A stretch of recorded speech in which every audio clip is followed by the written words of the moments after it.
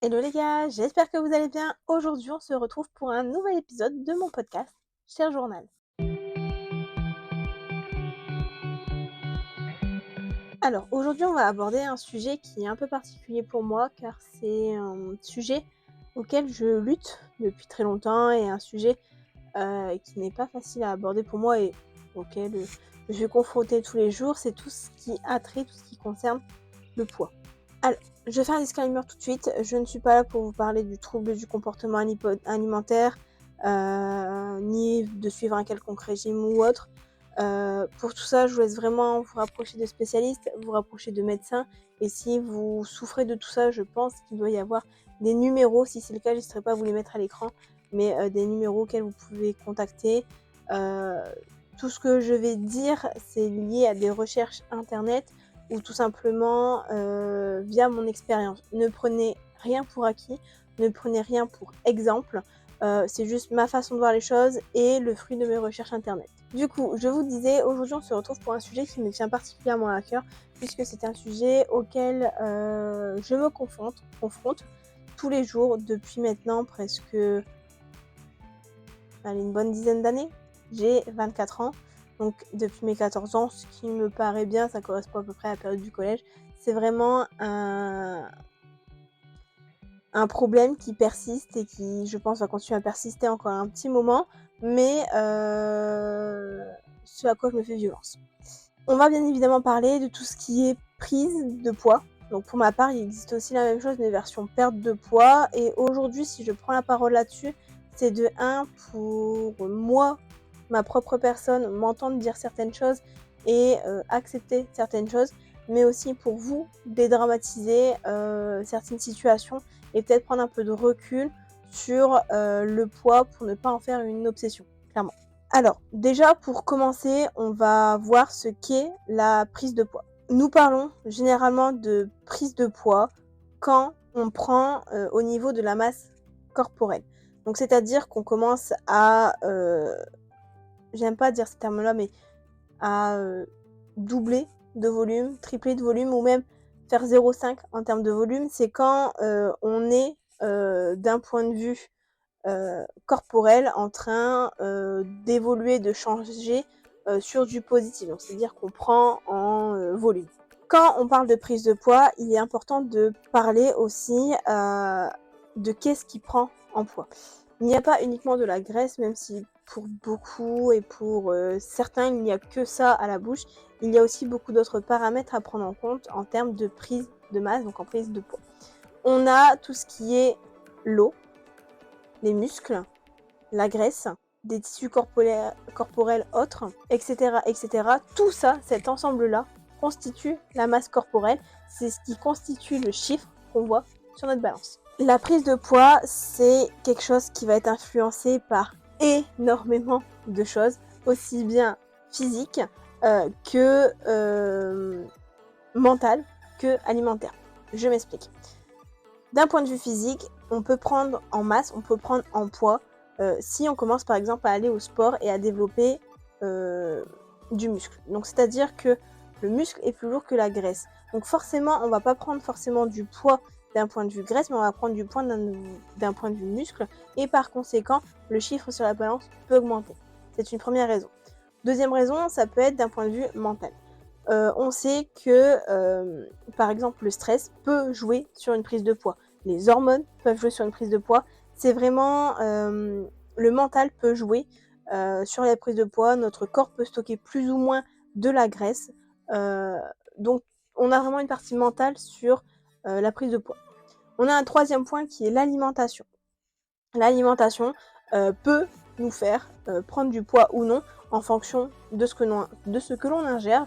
Mais pour cette partie alimentation, je reviendrai plus tard dans ce podcast pour approfondir le sujet. Alors, je fais un petit pause. Oui, vous voyez le reflet de la ring light, mais sans vous mentir, je vais vous montrer. J'ai des cernes, les gars, plus longues, plus grandes que mon avenir. Donc, on met des lunettes pour atténuer ce phénomène de cerne. Je suis extrêmement fatiguée, je suis extrêmement ahu avec le boulot, donc je cerne très très facilement en ce moment. La cause la plus courante d'une prise de poids, c'est un déséquilibre. Qu'est-ce qu'on parle de déséquilibre? On parle de déséquilibre énergétique, c'est-à-dire qu'on va absorber plus de calories qu'on ne va en brûler. Dans ce cas-là, notre corps va stocker ce surplus de calories sous forme de graisse. Par exemple, si on a mangé des burgers toute la semaine et qu'on n'a pas été faire une seule fois du sport ou qu'on n'a pas été se dépenser une seule fois, qu'on est resté dans le canapé à attendre, donc on va avoir notre corps qui va fonctionner toute la journée, qui va brûler un certain nombre de calories, mais en ne faisant pas d'activité, en ne faisant rien, notre corps va juste stocker ce qu'il a mangé sous forme de graisse. Cependant, si c'était aussi simple que ça, je mange, je fais du sport, ça équilibre, terminé, on prend pas de poids, ce serait très très simple. Mais la réalité en est malheureusement tout autre. On va déjà avoir plusieurs facteurs qui peuvent causer ce déséquilibre énergétique et qui peut aussi expliquer une prise de poids. On va avoir tout ce qui est au niveau du médical, de la santé, etc. Par exemple, on peut avoir tout ce qui est thyroïde, syndrome des ovaires polykystiques, la prise de certains médicaments, etc. etc. Tout ça peut favoriser dans certains cas une prise de poids. Il est important également de comptabiliser dans une prise de poids notre état émotionnel. C'est-à-dire que en très forte période de stress, notre corps est soumis à un certain régime et par conséquent va stocker tout ce qu'il absorbe pour pouvoir faire face à quelque chose. Quand notre corps se sent stressé, déjà de 1, il envoie des signaux, mais aussi de 2, il va faire des réserves pour pouvoir faire face à ce qu'il est en train de subir, entre guillemets. On va également avoir tout ce qui est au niveau des hormones. Là, je vais parler notamment pour les femmes, entre guillemets, même si chez les hommes, ça peut arriver. Chez les femmes, en période de règles, oui, on a nos hormones qui travaillent. On peut littéralement engloutir 3 fois ce qu'on mange habituellement. C'est lié aux hormones et dans ces cas-là, pareil, notre corps va stocker car il a besoin de dépenser, ou il pense avoir besoin de dépenser des calories qui ne sont pas forcément utiles et du coup on va stocker. On va maintenant s'attaquer à certains mythes qu'on a autour de la prise de poids. Le premier mythe qu'on va avoir autour de la prise de poids, c'est que toutes les calories sont égales. Je m'explique. On dit souvent qu'une femme ou un homme doit se baser sur X calories à ingérer par jour pour son bon fonctionnement. On va plus ou moins abaisser ce niveau de calories en fonction des résultats qu'on veut obtenir.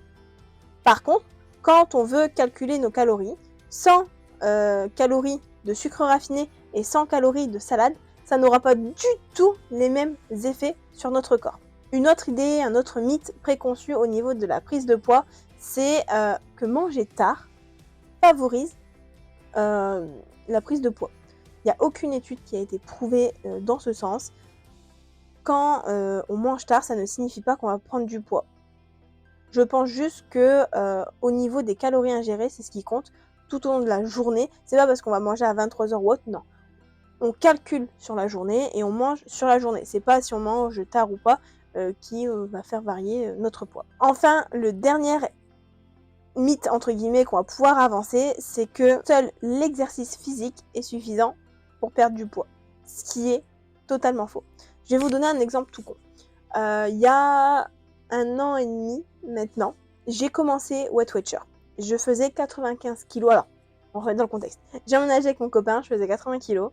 Les joies de vivre ensemble, j'ai pris 15 kilos. 95 kilos, les gars. C'est beaucoup pour moi, je trouvais, et j'étais plus très bien dans mon corps.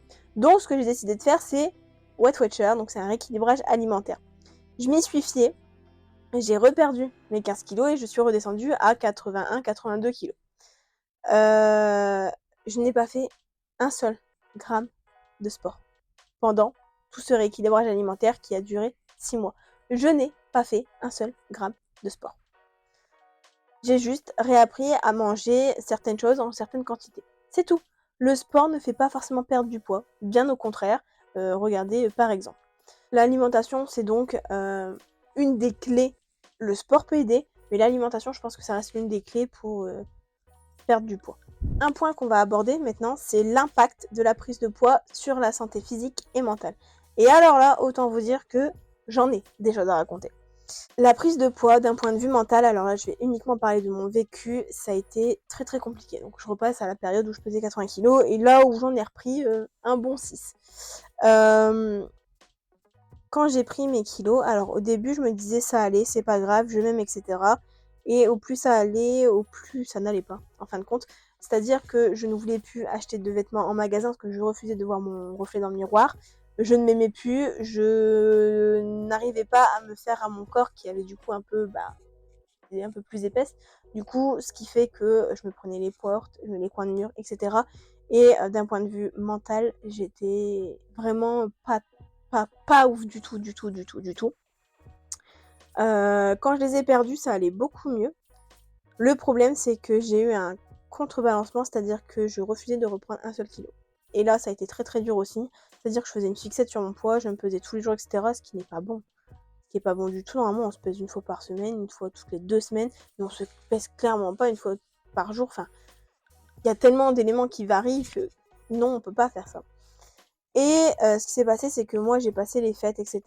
Et arrivé en février, j'avais déjà repris 4 kilos. 4 kilos parce qu'en février, je sais pas si je l'ai dit dans un podcast, oui, si on a eu le projet avec Doudou sur la charge mentale, etc.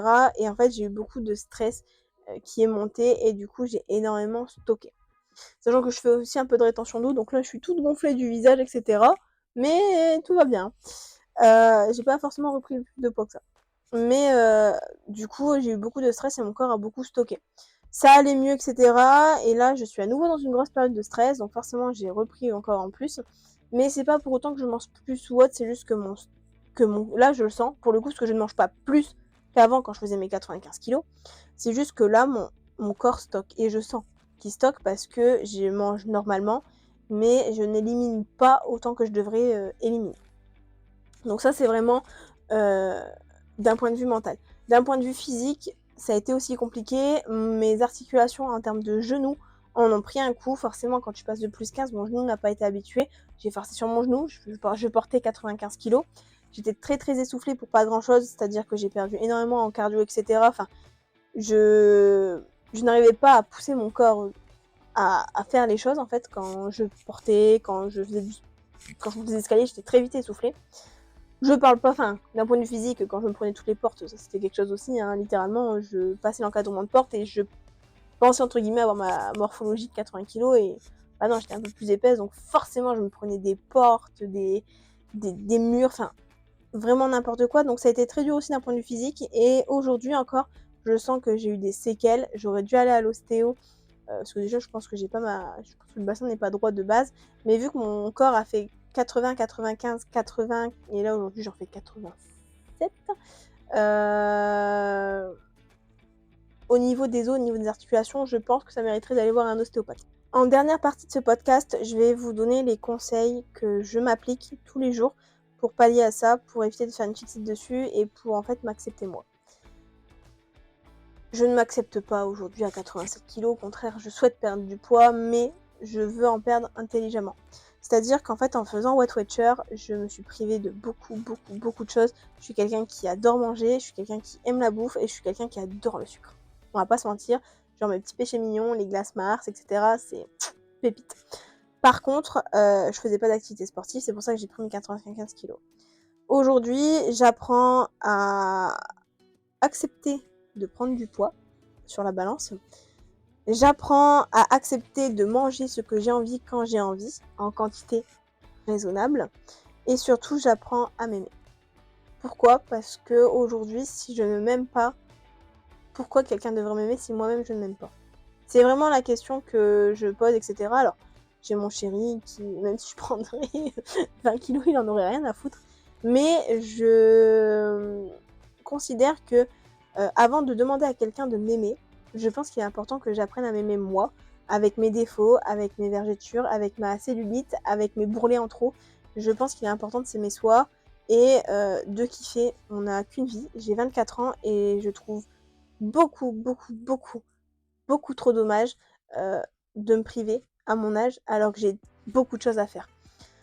Là où par contre je fais quand même attention, c'est-à-dire que je retombe pas dans mes travers d'avant. C'est-à-dire que avant, en 22 ans, je ne mangeais quasiment pas de légumes parce que je n'aimais pas ça et surtout je n'apprenais pas à les cuisiner correctement et en fait mes parents, entre guillemets, je leur jette pas la pierre, mais mes parents ne cuisinaient pas non plus des légumes, c'est-à-dire qu'on mettait une boîte de petits pois carottes sur le feu et puis c'était tout. Là j'ai appris à les cuisiner sous différentes façons et à les apprécier. Parce que en mangeant des légumes, je réduis certaines portions par exemple de pâtes ou etc. Ce qui fait que je mange mieux mais toujours avec ce que j'aime. Ça, c'est un gros point positif. Je bouge aussi régulièrement, je vais le plus possible et le plus souvent possible en vélo au boulot. Et là, j'ai fait un rituel, c'est que je fais du pilates le matin en me réveillant. Pas des grandes séances, mais genre 10-15 minutes. Ça fait du bien, ça raffermit. C'est pas un trop gros choc pour mon corps, parce que je déteste le sport. Dites-vous que je suis inscrite à une salle de sport, ça fait 3 mois que j'y suis pas allée. Faut que j'aille résilier mon abonnement. Mais le sport en tant que tel, je n'aime pas. Par contre, là, j'ai trouvé le Pilates. Je vous mettrai là à l'écran la personne que je suis, que je regarde les vidéos. Et j'adore. Franchement, c'est calme, c'est tranquille, c'est posé. Ça fait une petite activité. Le Pilates, ce qui est bien, c'est que ça travaille tous les muscles en profondeur. Donc, je ne sens pas que je fais du sport. Je m'amuse en faisant du sport. Donc, bouger, c'est bien. Gérer le stress, les émotions. Alors là, par contre, on n'y est pas du tout. Hein. Vous voyez, je suis gonflée de partout. Je fais de la rétention d'eau, c'est une horreur. Mais j'essaye de relativiser, j'essaye de ne pas stresser et j'essaye de faire en sorte que toutes les émotions qui sont autour de moi, toutes les émotions négatives, ne me bouffent pas de l'intérieur. Ça a été très compliqué et c'est toujours très compliqué parce que là, c'est une période qui n'est pas du tout facile. Mais je considère que si je fais un effort là-dessus, mon corps va mieux réagir et du coup va moins stocker. Dormir suffisamment, donc comme vous le voyez, alors j'ai eu une étude comme quoi ce n'était pas la fatigue qui causait les cernes, mais plutôt tout ce qui était rétention d'eau, etc. Là, je vois que j'en fais, genre, je suis tout gonflé, je le sens. Donc voilà. Mais bon, si on reste dans le courant, je dors pas très bien en ce moment, j'ai pas mes 7 heures de sommeil ni rien. Donc forcément, ça joue aussi là-dessus. Hein. Une alimentation, même une bonne alimentation et une activité physique ne pallieront jamais une bonne nuit de sommeil. Donc c'est pour ça, je pense qu'il est important aussi de s'écouter, d'écouter son corps et surtout de prendre soin de soi pour être bien physiquement, être bien mentalement, pour que derrière, du coup, notre corps ne subisse pas de stress plus qu'il n'en faut. Dernier point, c'est être bienveillant avec soi-même. C'est ce que je dis, c'est ce que je prône depuis tout à l'heure, c'est il faut s'aimer. Et je regrette de ne pas m'aimer autant que je voudrais m'aimer. C'est très compliqué aujourd'hui de me regarder dans un miroir et je vais pas vous mentir là, faire cette vidéo, c'est très compliqué. Parce que déjà je me vois et je fais de la rétention d'eau donc ça me plaît pas. Mais c'est tout. Je suis qui je suis, on m'aime pour ce que je suis et la personne à qui ça ne convient pas, et ben je l'envoie promener, clairement. Et si moi je décide de m'accepter, et ben c'est ok. C'est toute personne a le droit de me dicter ma conduite, personne n'a le droit de me dire que quoi qu'est-ce. Au niveau de mon poids, au niveau de ma forme physique ou de mon physique, enfin bref, j'en sais rien. Donc voilà. Bref, en conclusion, je vous remercie d'avoir écouté ce podcast. Ça a été très dur pour moi de le faire, de le filmer. Dites-vous qu'il sort samedi et qu'on est mercredi, donc j'ai vraiment traîné à le tourner. Je sais pas combien de temps il va durer, je pense pas qu'il va être si décousu que ça, mais j'ai vraiment parlé avec le cœur et j'ai vraiment parlé comme je parle à tout le monde. C'est à la fois une vidéo pour moi et à la fois une vidéo pour vous, dans le sens où je pense qu'il est grand temps qu'on arrête de prendre pour modèle les personnes qui sont très fines. Alors grand bien leur fasse qu'elles soient fines ces personnes-là, il faut arrêter de se calquer sur ce genre de modèle qui n'est pas la norme, hein. On rappelle, au Moyen-Âge, les gars, c'était les femmes bien pulpeuses, bien en chair, qui étaient en vogue parce c'était des femmes qui étaient capables de procréer. Aujourd'hui, notre vision de la femme a tellement évolué qu'on veut être mince, mais avec des formes, etc. Enfin, le corps parfait n'existe pas et honnêtement, hein, moi sur mon fil Instagram, j'ai arrêté de suivre des personnes avec un corps qui ne me correspondait pas pour éviter moi de me comparer à elles et de me dire oh, je vais trop ressembler à ça. Non, c'est pas possible. Génétiquement parlant, rien que là, je ne peux pas. Je suis dans une famille où on a des gros os, où on est bien en chair, etc. Pourquoi j'irai regarder des personnes qui ont une génétique qui fait que la personne, quoi qu'elle mange, elle ne prendra peut-être pas 1 gramme ou très peu. Voilà, j'ai rien que l'exemple avec monsieur. Monsieur a une génétique de cure-dent. Moi, j'ai une génétique. Alors, mes parents ne sont pas en surpoids ni en obèse, mais mes parents ont des formes et forcément, ils vont pas faire un poteau ou un cure-dent, quoi. Enfin, vous voyez ce que je veux dire?